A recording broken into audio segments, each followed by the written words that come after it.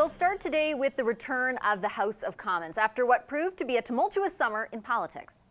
It began with a stunning Liberal by-election loss to the Conservatives in Toronto, and it ended with NDP leader Jagmeet Singh tearing up his 2.5-year-old supply and confidence deal to keep the government in power. All of it setting the stage for what will be a fiery fall sitting, with the Tories threatening to try and force a snap election as soon as they can.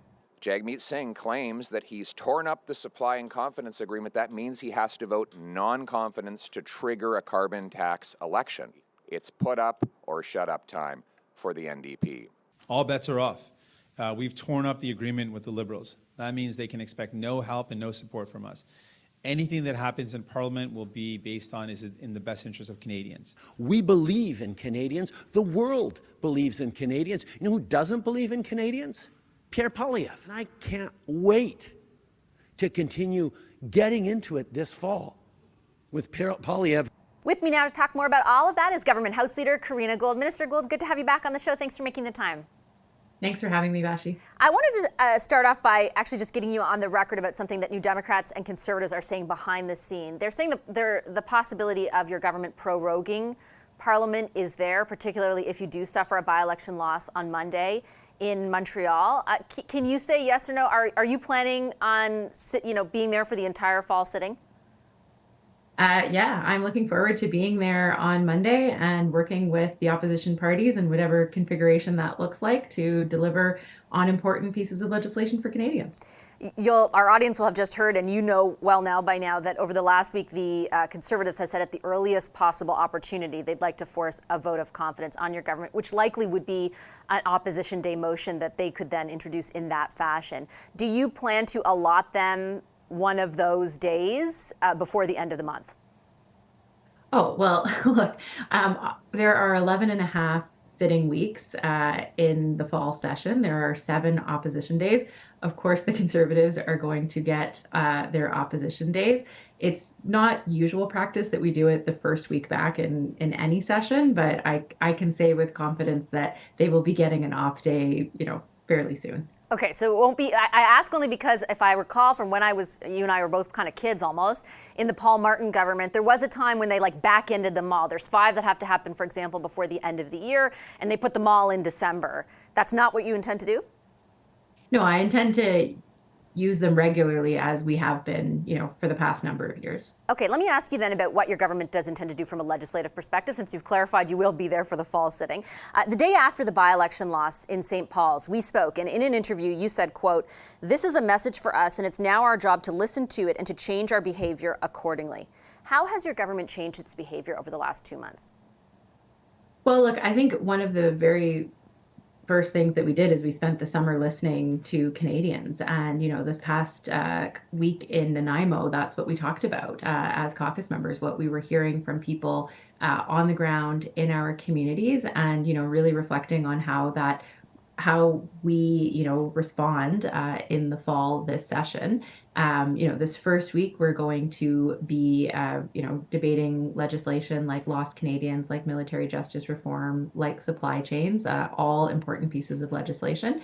But it's also about, I think, really demonstrating to Canadians that we've heard them and take their concerns seriously, and that we hear them and we're responding to what their needs are. Can I deduce from that, though, Minister, that there are going to be any new programs or policies that will address the issues that you and your ministerial colleagues laid out? You are still very much hearing at the door, be it around affordability, the cost of living, a crisis that Canadians very much feel they are in. Because so far over the summer, you've given no indication, right through the caucus retreat, that there will be anything new. It's just more of the same programming, contrasted with the accusation that you've leveled against the Conservatives that the Tories will take that programming away.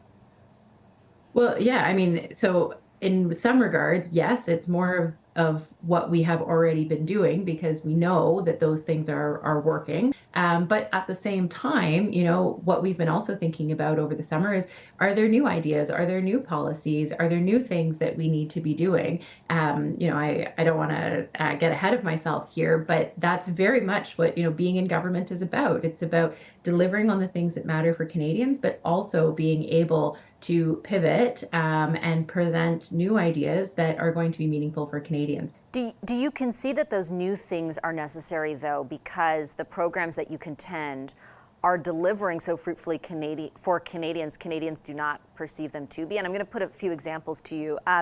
GDP per capita is down over the last 5 quarters. You and, again, your ministerial colleagues keep telling us about how the macro picture is very different. And it's true that GDP overall is set to increase in 2025. I think the IMF says at the second highest level in the entire G7. But at a per capita basis, it is an incredibly different story, which is part of the reason why Canadians are not feeling the message that you're putting out there. A second statistic this week that really stuck out to, I know, many Canadians across the country, just over 1 million people visited a food bank in Ontario over the past year.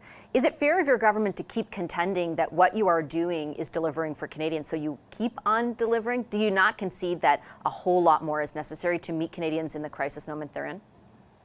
Yeah, I do think there's more that we need to do. But I think if in absence of those programs and the absence of those policies, things would be a lot worse. I think the really important difference here is that, what the Conservatives are putting forward is not to do those things, which would actually make it a lot harder for Canadians right across this country to have to face things like inflation, to have to face things, in terms of the global economic challenges and headwinds that every country in the world is facing. So I think there is more to do. That's exactly, why we continue to be thinking creatively on how we can deliver effective policies and programs that are going to make a difference in the lives of Canadians.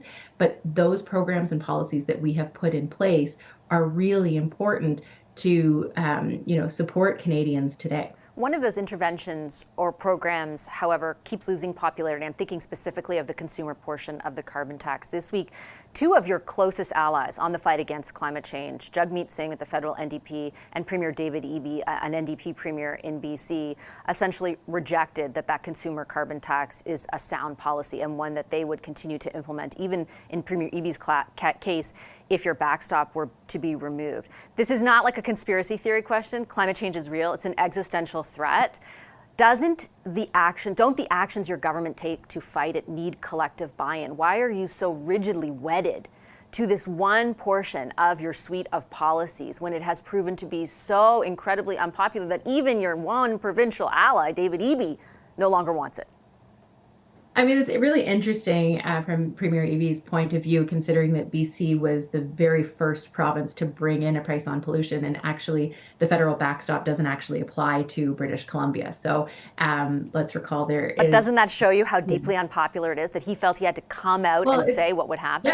Yeah, it's certainly interesting for sure. But I think also what it states is that, there's only one political party in this country that is firmly committed to fighting climate change, and that's the Liberal Party of Canada. I think it's really interesting on Mr. Singh's part.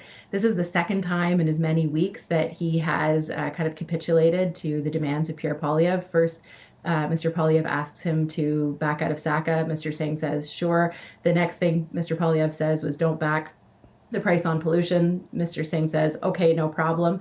So, I think it's really interesting that Mr. Singh is trying to position himself as someone who can stand up to Mr. Poilievre, but says, when Mr. Poilievre says jump, he just says how high. But respectfully, Minister, my question's not about Mr. Singh or the Conservatives. I have the NDP. It is an existential problem, right? And it's something that we have to do and fight.